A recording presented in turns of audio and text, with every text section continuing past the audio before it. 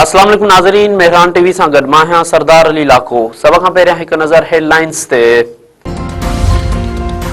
Thailand ऐं Cambodia विच में जंगबंदी मुआहिदो थी वियो। कोलालमपुर में थियल तक़रीब में अमरीकी सदर ऐं मलेशिया जो वज़ीर आज़म शरीक। डोनाल्ड ट्रंप चयो आहे त कंबोडिया ऐं थाईलैंड विच में जंगबंदी ऐं अमन मुआहिदो जुरत जो मुज़ाहिरो आहे।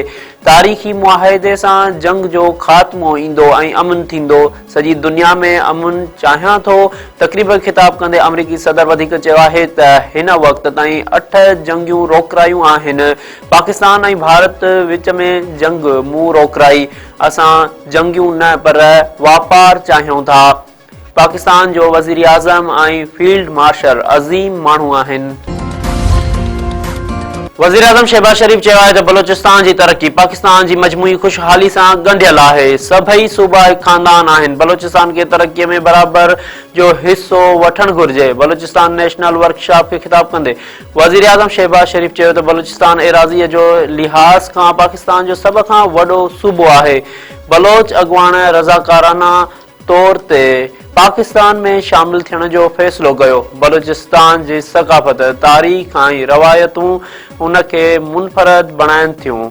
अल्लाह ताला बलोचिस्तान खे बेशुमार कुदरती वसीलनि सां नवाज़ियो आहे। बदकिस्मती सां बलोचिस्तान जी दौलत अञा ताईं ज़मीन में दफ़न थियल आहे। गुज़िरियल ॾहाकनि में बलोचिस्तान खे नज़रअंदाज़ करणु ख़ुदि एहतिसाबी जो लम्हो आहे।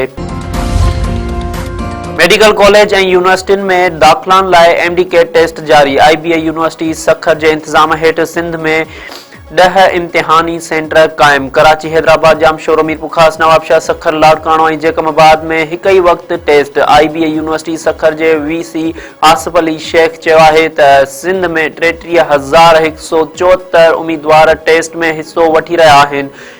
इम्तिहान जे हवाले सां सिक्योरिटी इंतज़ाम सख़्त कया विया आहिनि। घोटकी वेझो चाचर बिरादरीअ जे धुरिन में झेड़ो। हिकु ॼणो क़तल। कादरपुर जे कचे में ज़मीन जी मालिकीअ तां धुरिन में झेड़ो थी पियो। फायरिंग में न्याज़ चाचर मारिजी वियो। वाक़िए बाद धुरिन में सख़्त छिकताण वारी सूरतहाल।